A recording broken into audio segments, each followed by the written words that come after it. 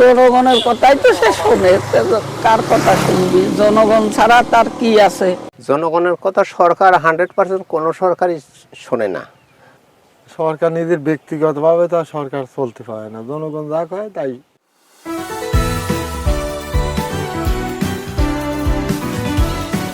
জনগণের কথা শুনতেই আমার দেশে কিভাবে উন্নতি হবে, রাস্তাঘাট, এই জিনিসই তো আমরা চাই, জনগণ চাই। যেমন আমরা চাষির লোক, চাষির লোকের সুযোগ অসুযোগের ব্যবস্থা করতে হবে, কোথায় তেন পানি বাই করতে হবে, কোথায় ধানের উৎপাদন করতে হবে, সার ফাঁস লাগবে। জনগণের কথাই তো সে শোনে, কার কথা শুনবি? জনগণ ছাড়া তার কি আছে? সে জনগণই তো নিয়ে সব কিছু, বললেন। আজ আমার বাংলাদেশে আছে সরকারি সব, তারপরও সরকারের দিয়েই তো আমরা বানাইছি, বললেন। আমরা ছাড়া আর কারা বানালাম, বললেন। এখন সরকার তো ঠিকই পালন করে, বললেন, কিন্তু আমরা তো ভালো না, বললেন। জনগণের সবসময় সরকার চায় সব কিছু করে দিই, কিন্তু জনগণের তা আউট হয়ে যায় আগেই, বললেন। তাহলে এটা কি হবে? জনগণের কথা সরকার 100% কোনো সরকারই শোনে না। তার কারণ এর মধ্যে জনগণের কথা শুনলে পরে দেখা যাচ্ছে যে দেশের যে বর্তমান যে প্রযুক্তি, কৃষি হোক, মিল কারখানা হোক, যেটাই হোক, জনগণ তো জনগণের দাবি দেওয়াটাই তো সরকারের কাছে অ্যাকুরেটভাবে পেশ করতে পারে না কেউ।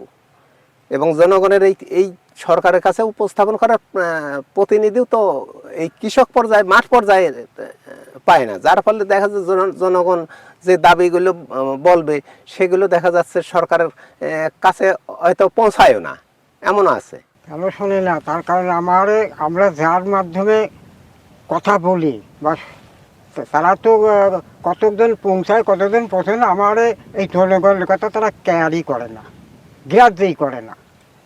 তাহলে তা নিয়ে তারাই ব্যস্ত।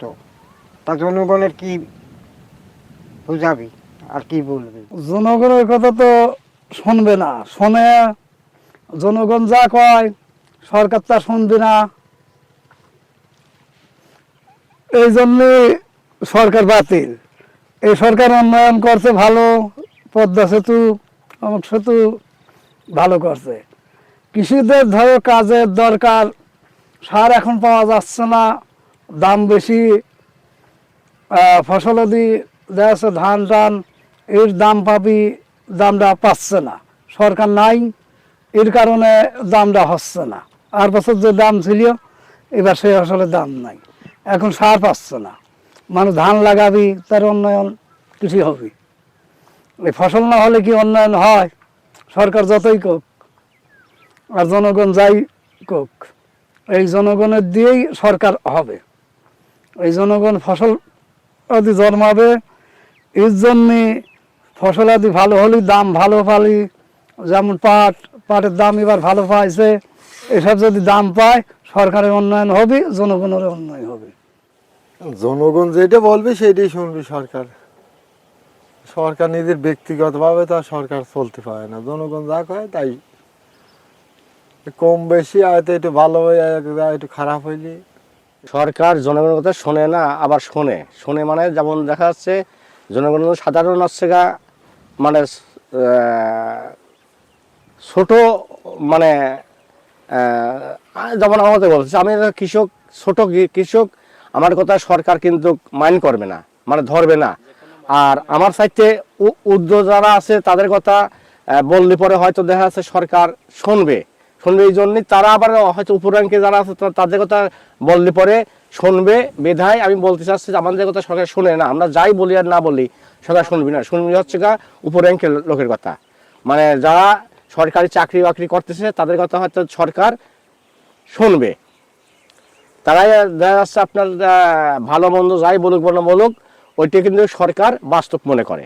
সরকার জনগণের কথা শোনে, যেমন বিভিন্ন মাধ্যম আছে, মানে ইন্টারনেট, স্যাটেলাইট বা বিভিন্ন সাংবাদিকের মাধ্যমে অনেক কথাই শোনে, আবার অনেক কথাই ফিল্ড পর্যায়ে, মানে অনেক কিছুই ঘটে কিন্তু ফিল্ড পর্যায়ে থেকে যায়, সেগুলো সরকারের কাছে পৌঁছায় না। আবার কিছু কিছু জিনিস সরকারের কাছে পৌঁছায় আর কি। তো আসলে আমরা কৃষক মানুষ, তো কৃষকের আসলে কেউই মূল্যায়ন করে না। কৃষকের কেউই মূল্যায়ন করে না, যার কারণে আমরা আজ কৃষক হয়েও হচ্ছে আমরা এত লাঞ্ছিত অবহেলিত, আমাদের কোনো উন্নয়ন নেই।